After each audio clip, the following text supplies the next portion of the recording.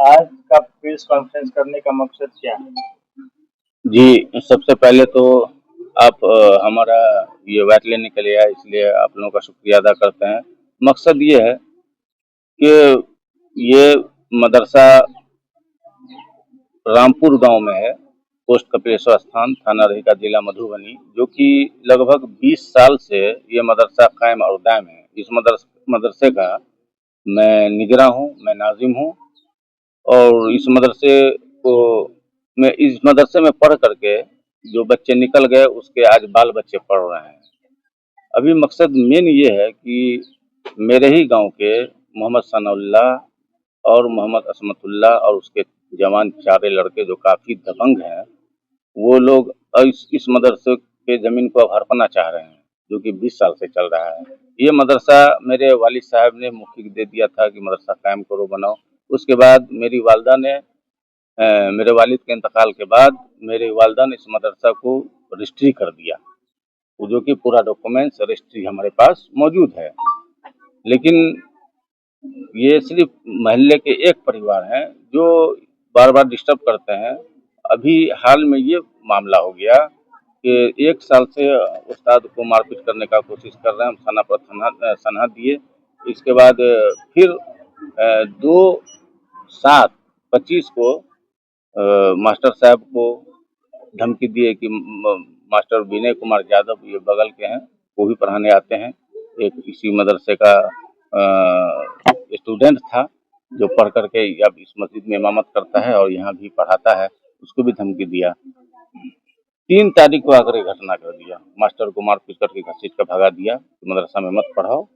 और जो मोहल्ले का इमाम है, जो मौलवी पढ़ा रहा था, उसको भी गाली गलौज किया। सारा फोटो फुटेज, ऑडियो वीडियो सारा चीज मेरे पास अवेलेबल है। हम फिर थाना पर थाना पे आवेदन दिए हैं? जी, थाना पर आवेदन दे दिए थे 2 तारीख को सनहा। और फिर घटना जब कर दिया उसके बाद भी हमने थाना पर एप्लीकेशन दिया। थाना उस पर कोई थाना आई एक्शन नहीं, थी?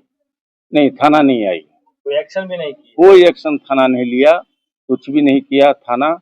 और ये आवाम की चीज़ है, हम आवाम के लिए हैं। मदरसा में जो अभी बच्चे पढ़ रहे हैं वो दीनी तालीम हासिल कर रहे हैं, दुनियावी तालीम भी हासिल कर रहे हैं। अभी का माहौल ये है कि ये लॉजिक क्या है कि आप पढ़ा सकते हैं लेकिन इसमें कोई टीचर नहीं पढ़ा सकता है, तो यही माहौल है। अब देख लीजिए, इतने बच्चों को मैं अकेले सारा सब्जेक्ट कैसे पढ़ाऊंगा, कहीं न्याय नहीं मिल रहा है हमें। उच्च अधिकारी से क्या मांग करना चाहते हैं? अधिकारी से मांग कर रहे हैं कि उच्च स्तरीय जांच किया जाए, उच्च स्तरीय जांच करके बच्चों के भविष्य को देखते हुए, क्योंकि बच्चे की पढ़ाई में बहुत परेशानी हो रही है। मैं अकेले इतने बच्चे को नहीं कंट्रोल कर पा रहा हूँ। कितने बच्चे पढ़ते हैं? लगभग 35 से 40 बच्चे हैं। जी जी। तो कौन सी पढ़ाई होती है यहाँ? सुबह 6:30 बजे से उर्दू अरबी की जो दीनी तालीम है वो होती है, और 9 बजे 8:30 बजे लंच हो जाता है। 9 बजे मास्टर आते थे, जिनको भगा दिया, अब कोई नहीं आते हैं पढ़ाने डर से। तो 9 बजे से वो आते थे, तो वो पूरा स्कूल का सिलेबस पढ़ाते थे। क्या बच्चे पे इसका प्रभाव पड़ रहा है? बच्चे की पढ़ाई में डिस्टर्बेंस हो रही है? सर बहुत ज़्यादा स्वाभाविक बात है। हम मौलवी हैं, आलिम हैं, हिंदी इंग्लिश थोड़ा मोड़ा जानते हैं, तो चलिए अरब वो भी हम पढ़ा लेंगे, तो उर्दू अरबी हम पढ़ा लेते हैं, और हिंदी अंग्रेजी का पढ़ाई बाधित है। बस यही है।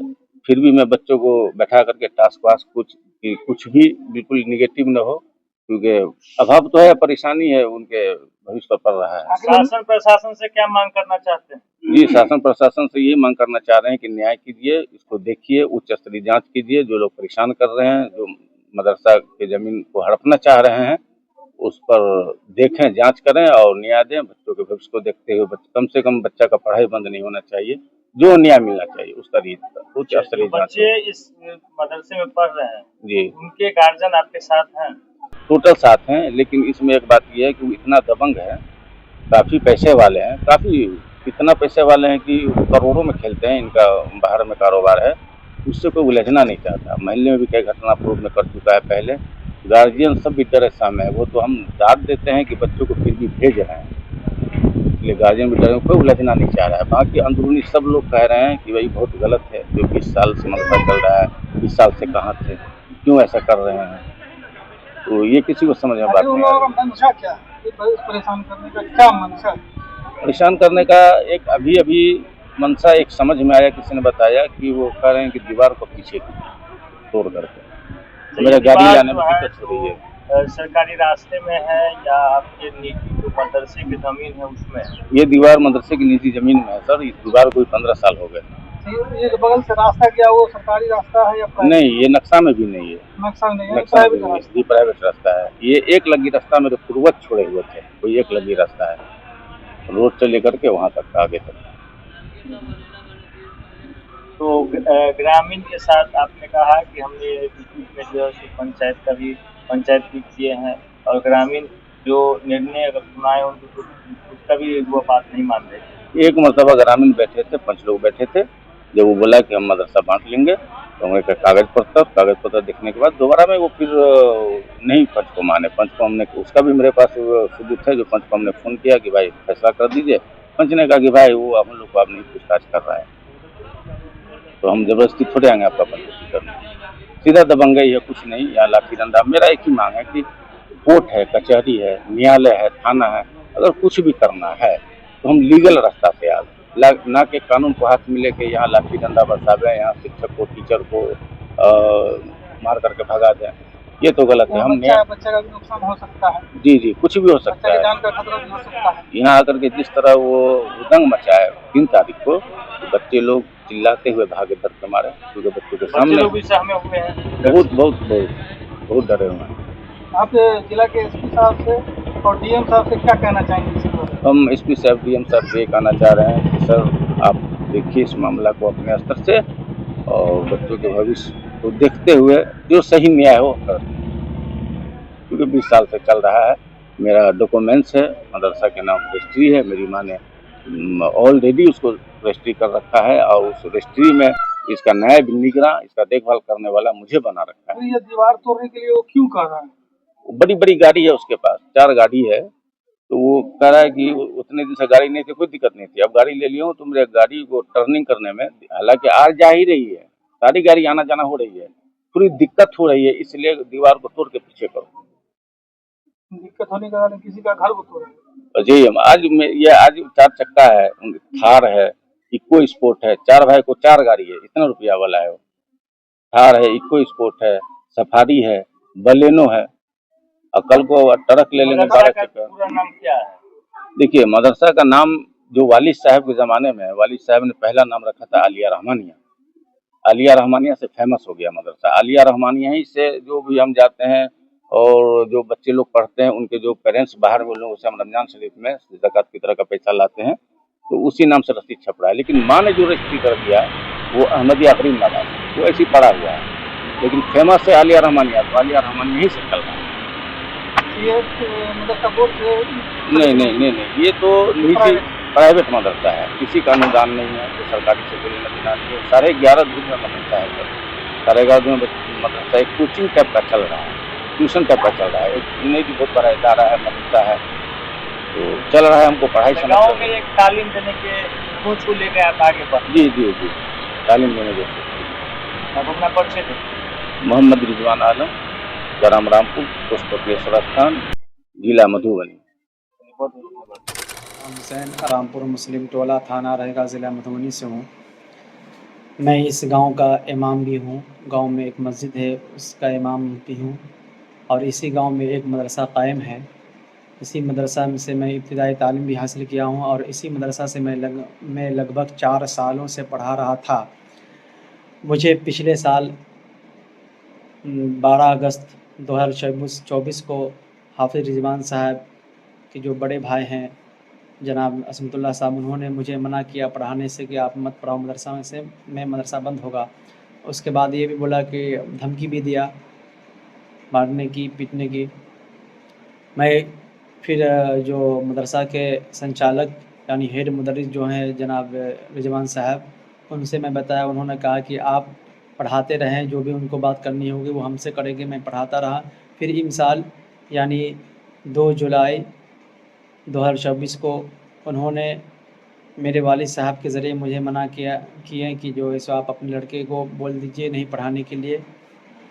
मैं फिर भी पढ़ाता रहा। फिर 3 जुलाई को मैं अपने टाइम के मुताबिक 6:30 बजे से लेकर के 8:30 बजे तक मेरा टाइम था। उसके बाद 9 बजे से एक मास्टर हैं जो हिंदी अंग्रेज़ी की तालीम देते हैं, विनय कुमार, उसका शिफ्ट चालू होता है 9 बजे से। तो मैं 6:30 बजे से मैं और हाफिज़ रिजवान जो है मदरसा के हेड हैं, मैं 6:30 बजे से पढ़ाता था।